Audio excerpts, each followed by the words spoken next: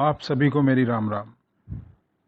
मैं वीर सिंह आपके अपने चैनल रामायण गूढ़ अर्थ में आप सभी का स्वागत करता हूं। सबसे पहले मैं आप सबको धन्यवाद देना चाहूँगा कि आप सब ने मेरे इस चैनल से जुड़कर मुझे यह दूसरा वीडियो बनाने के लिए प्रोत्साहित किया है। पिछले वीडियो की राम कथा का सार यह था कि भगवान शिव ने अपने अंतःकरण के सुख के लिए रामचरितमानस की रचना अपने ही मन में की और उसे अपने ही मन में छुपाए रखा।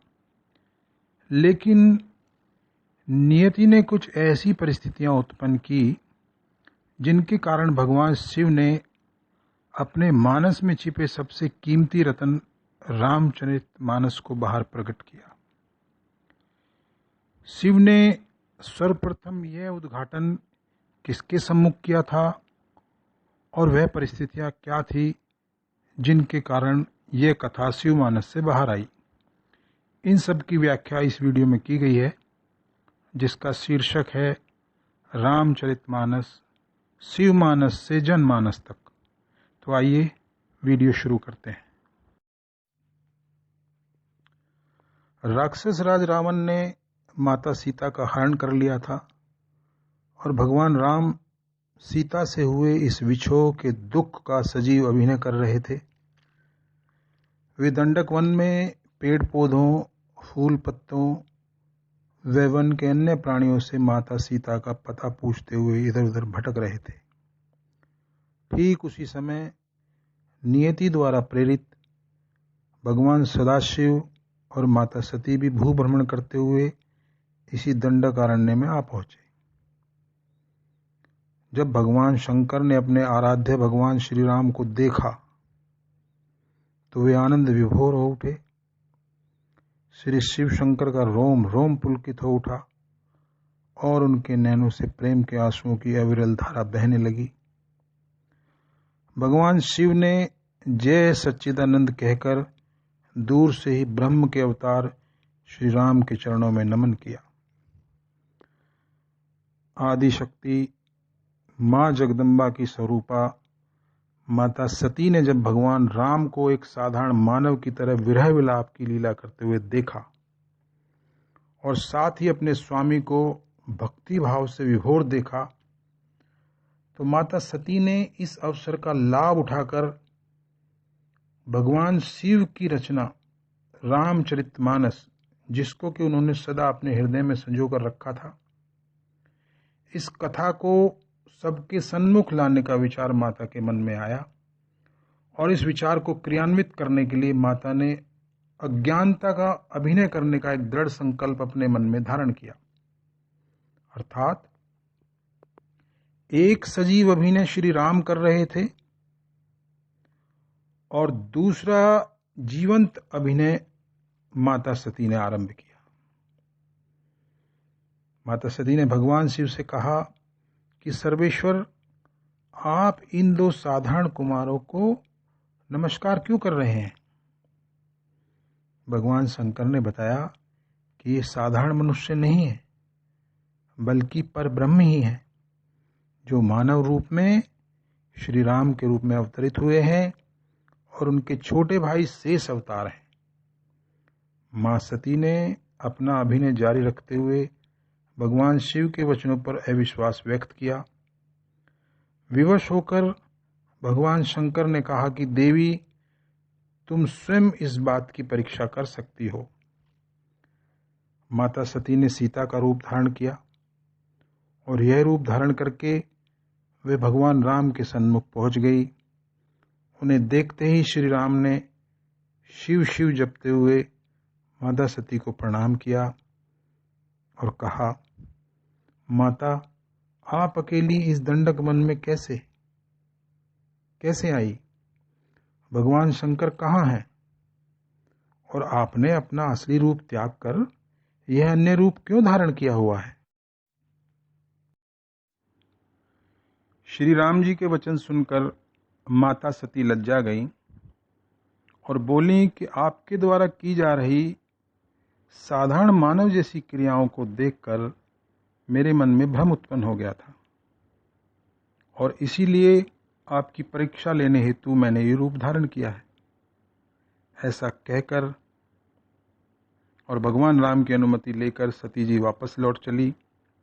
उधर भगवान शिव अपनी अंतर्दृष्टि से इस संपूर्ण लीला को देख रहे थे, जिसमें सती द्वारा भगवान सदाशिव की उपास्या माता सीता का रूप धारण करने के कारण भगवान शिव के मन में भारी विषाद उत्पन्न हुआ।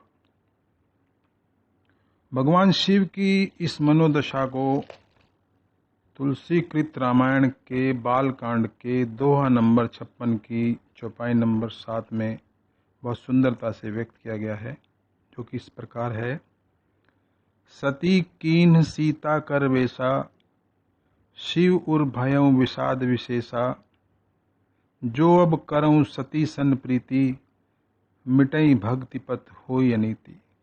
भावार्थ यह है कि जानकर कि सती ने सीता का वेश धारण किया है, भगवान सदाशिव के मन को भारी विषाद हुआ और उन्होंने सोचा कि यदि अब मैं सती से प्रीति करता हूं तो भक्ति का मार्ग लुप्त हो जाएगा, जो कि एक बड़ा अन्याय होगा। और भगवान शिव ने सती के साथ इस शरीर में भेंट न करने का संकल्प अपने मन में धारण किया, परंतु भगवान शिव ने सती से इस त्याग की बात को नहीं कहा, यानी सती के सामने अपने इस संकल्प को प्रकट नहीं किया। किंतु मां भगवती से ये बात कैसे छुप सकती थी। उन्होंने ध्यान द्वारा यह जान लिया कि मेरे भगवान ने मेरे संग पति पत्नी के भाव को त्याग दिया है। इसके उपरांत माता सती भी शोकग्रस्त रहने लगी और भगवान शंकर भी अब लंबे लंबे ध्यान में अंतर्लीन रहने लगे थे। इसी बीच माता सती के पिता दक्ष प्रजापति ने एक यज्ञ का आयोजन किया। दक्ष प्रजापति भगवान शंकर के प्रति द्रोह का भाव रखते थे, इसलिए उन्होंने अपनी पुत्री सती तथा दामाद श्री शिव को यज्ञ में आमंत्रित नहीं किया। लेकिन नियति द्वारा प्रेरित माता सती ने बिना किसी निमंत्रण और भगवान शिव की सहमति न होने पर भी अपने पिता के यज्ञ में जाने का निश्चय किया। वहां अपने स्वामी श्री सदाशिव का तिरस्कार वो सहन नहीं कर पाई और माता सती ने योग अग्नि से अपने शरीर को भस्मीभूत कर दिया, यानी माता ने अपने शरीर का उत्सर्ग कर दिया। माता सती ने जगत कल्याण के लिए रामचरितमानस की अवतारणा के उद्देश्य से जो शुभ अभिनय आरंभ किया था वह अधूरा ही रह गया। इसी उद्देश्य की पूर्ति के लिए माता सती ने राजा हिमाचल और मैना रानी के घर पार्वती के रूप में फिर से जन्म लिया और फिर से भगवान शिव की जीवन संगिनी बनी। फिर वही प्रश्न सदाशिव से पूछे जो उन्होंने सती के रूप में पूछे थे। पार्वती के सभी प्रश्नों का उत्तर देने के लिए भगवान शिव ने स्वरचित रामचरितमानस को सर्वप्रथम माता पार्वती को सुनाया। इस प्रकार भगवान शिव के मानस में छुपा हुआ अनमोल रतन रामचरितमानस जनमानस तक पहुंच पाया। अंतर केवल इतना ही है कि आरंभ में रामचरितमानस देववाणी में निबद्ध था और आज लोकवाणी यानी कि लोक भाषाओं में।